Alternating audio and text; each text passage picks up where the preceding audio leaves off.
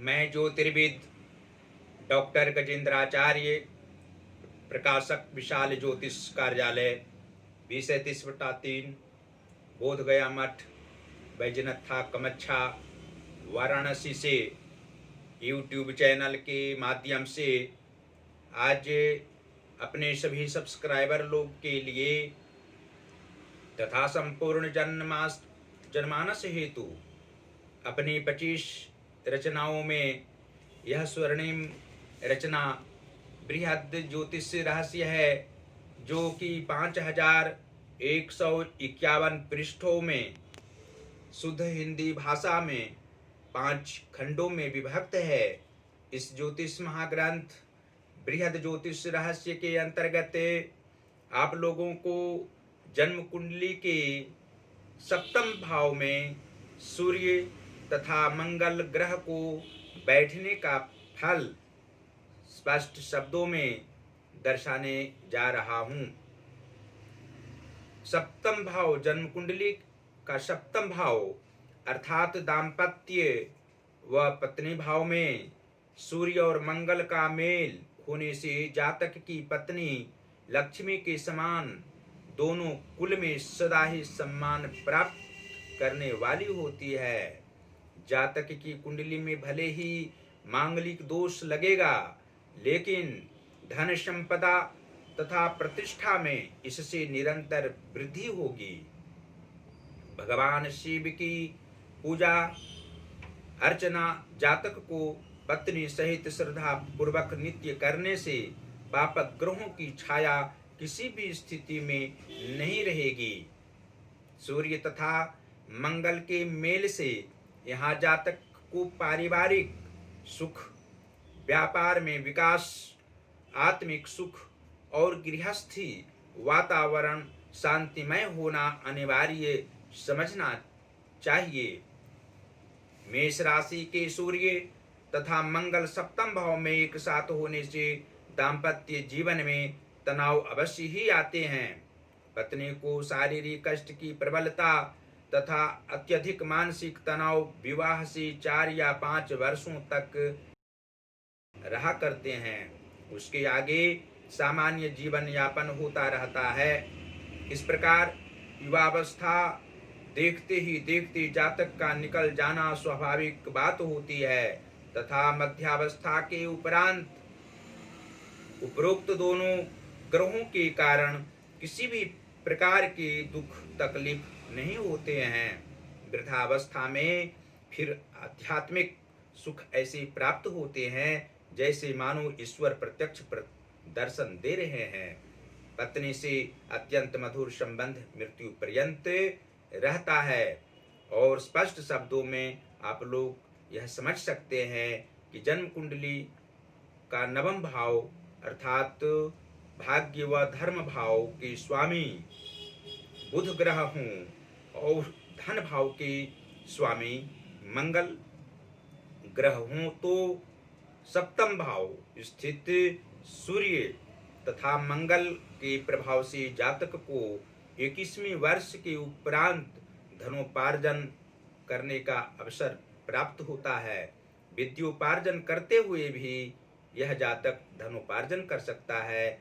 ऐसे 26वें वर्ष के उपरांत असली रूप में इसका भाग्योदय होता है और 37वें वर्ष तक समान रूप से धनोपार्जन करने वाले होते हैं।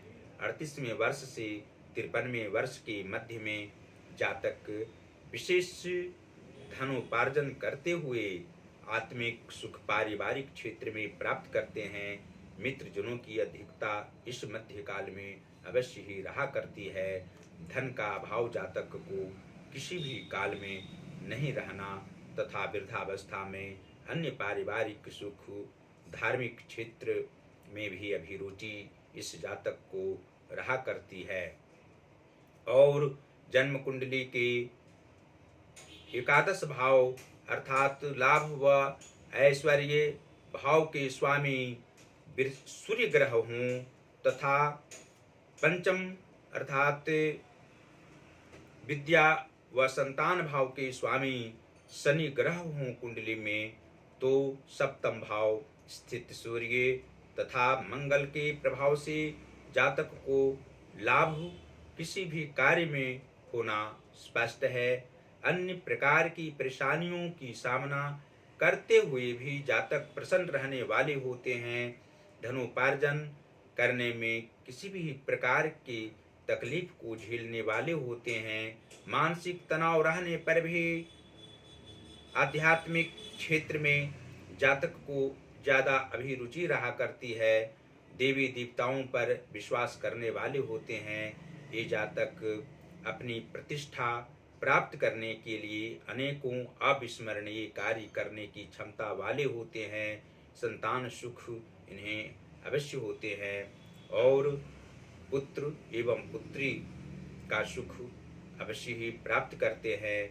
वृद्धावस्था में पुत्र सुख इसको अवश्य ही होता है। धन संपदाओं की प्राप्ति अवश्य ही जातक को संतानों उत्पत्ति के बाद में होती है। और यह भी आप लोग स्पष्ट रूप से जान सकते हैं कि जन्म कुंडली के कर्म भाव के स्वामी यदि चंद्रमा हों और मातृ भाव के स्वामी शनि ग्रह हों, अर्थात मकर राशि या कुंभ राशि का चतुर्थ भाव के स्वामी हों, तो सप्तम भाव स्थित सूर्य तथा मंगल के प्रभाव से जातक को कर्म करने में अभिरुचि रहा करती है।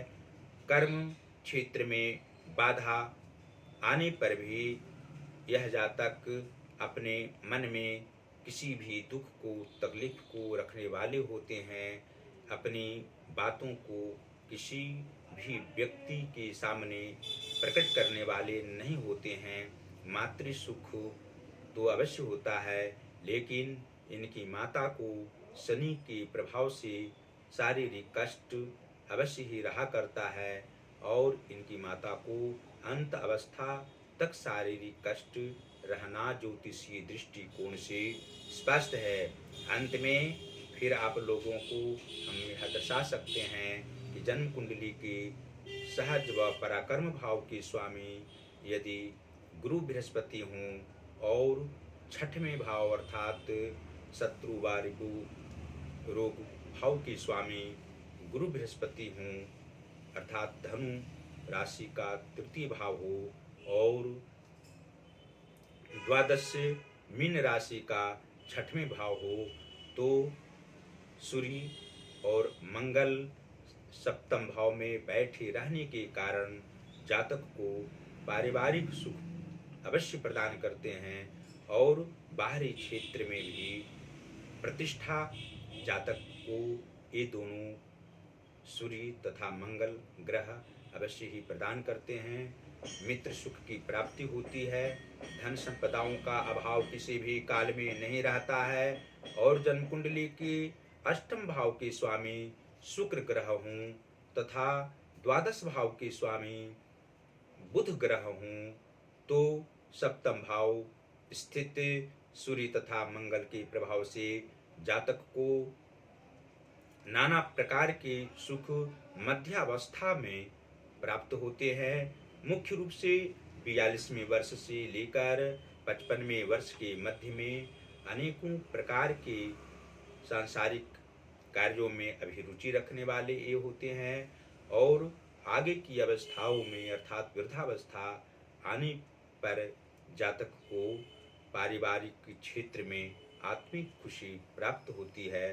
धन संपत्ति इनके पास हर प्रकार से रहा करती है, लेकिन धन का लोभ इनके पास में नहीं होना तथा निश्चल हृदय वाला होना तथा निसंकोच भाव से आगे किसी भी व्यक्ति का सम्मान करना, प्रतिष्ठा प्रदान करना इनका स्वाभाविक लक्षण होता है। अंत में फिर आप लोगों को हम दर्शा सकते हैं कि जन्म कुंडली के नीच भावों में यदि शुभ व मार्गी ग्रह विराजमान हों और उच्च भावों में जैसे प्रथम चतुर्थ सप्तम दशम एकादश भावों में पापग्रह बैठे हों, तो सूर्य तथा मंगल के प्रभाव से, सप्तम भाव स्थित सूर्य तथा मंगल के प्रभाव से जातक को अनेकों प्रकार के कार्य पारिवारिक क्षेत्र में करने पड़ते हैं। सबको प्रसन्न करने के लिए नाना प्रकार के मनः स्थिति सभी परिवार को सुखमय जीवन व्यतीत करने के लिए लगे रहते हैं। और अंत अवस्था में भगवान शिव की कृपा इस जातक पर अवश्य ही बनी हुई रहती है। जो सांसारिक दुख व कष्ट होते हैं, इनकी आराध्य देव महादेव होते हैं, क्योंकि लग्नेश शुक्र ग्रह होने से और सूर्य मंगल सप्तम भाव में विराजमान रहने से उस जातक की कुंडली के अनुसार भगवान शिव ही उसके आराध्य देव होते हैं। हनुमान जी की आराधना पूजा अवश्य ही जातक को करनी चाहिए। साथ ही रविवार को तुलसी में वृक्ष मुख्य रूप से जातक पुरुष हो तो उसको देना चाहिए। स्त्री को कभी भी रविवार को तुलसी वृक्ष में जल नहीं देना चाहिए।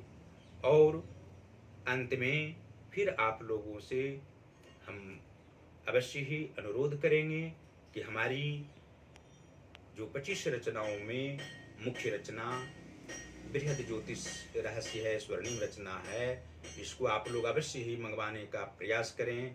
इसको मंगवाने से आप लोग अत्यंत सुख सांसारिक जीवन में परिवार के साथ प्राप्त करेंगे। किसी भी प्रकार की बाधा को दूर करने का यह मूल यंत्र है, मंत्र इसके अंदर में निहित है। इसको प्राप्त करने के लिए आप लोग हमसे सीधा संपर्क कर सकते हैं। पहला नंबर है जो व्हाट्सएप नंबर है 94 51 22 87 और 47।